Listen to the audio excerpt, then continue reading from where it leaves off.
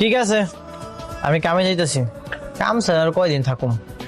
ঠিক আছে, কাম শেষ করে আসার সময় একটু বাজার থেকে ঘুরে এসো।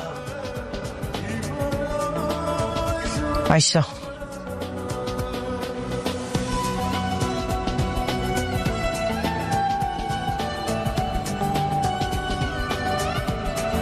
বুঝলেন?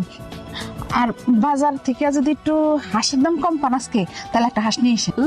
হাঁস যদি দাম কম পান নিয়ে এসে, হাঁস আনতে তো ডর লাগে। যে শকুন জামাই তোমার, বন্ধ শুকতে শুকতে আয়া পড়বো। তার উপরে এমন কপাল, যেই কাটে বিয়া দিছি, মানে এর বাড়ির উপরে দিয়ে আইতে হয়, পালানির কোনো উপায় নাই। আর কালকেই তো মাত্র খাইয়া গেছে, আজকে আর আইবো না। প্রতিদিন কি আসে নাকি? যদি আসে তাহলে বললাম আমি চেয়ারম্যান সাহেবের কাছে গিয়ে অভিযোগ করবো। শোনো আব্বা, আজকে বাজার শেষ করে আঙ্গু বাড়ির উপর দেওয়া দরকার নাই।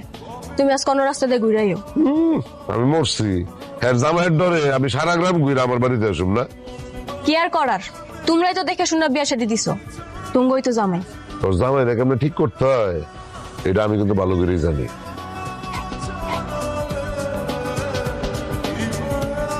আয় ঘরে আয়।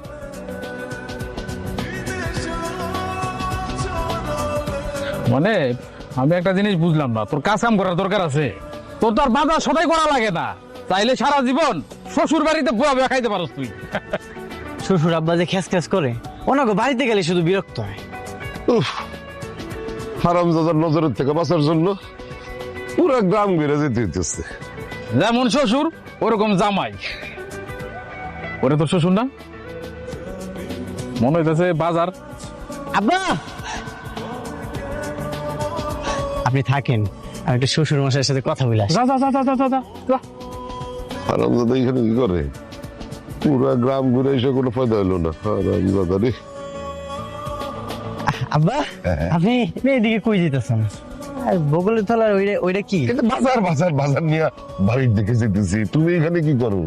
আমি ওই যে একটু কাম করতেছিলাম, হাঁসের শব্দ শুনতে পাইতেছি।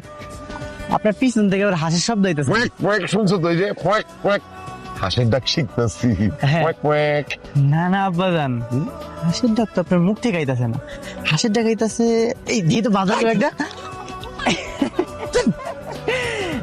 এটা কার হাঁস আব্বা জান? আপনি না কইলেন কিছু নাই।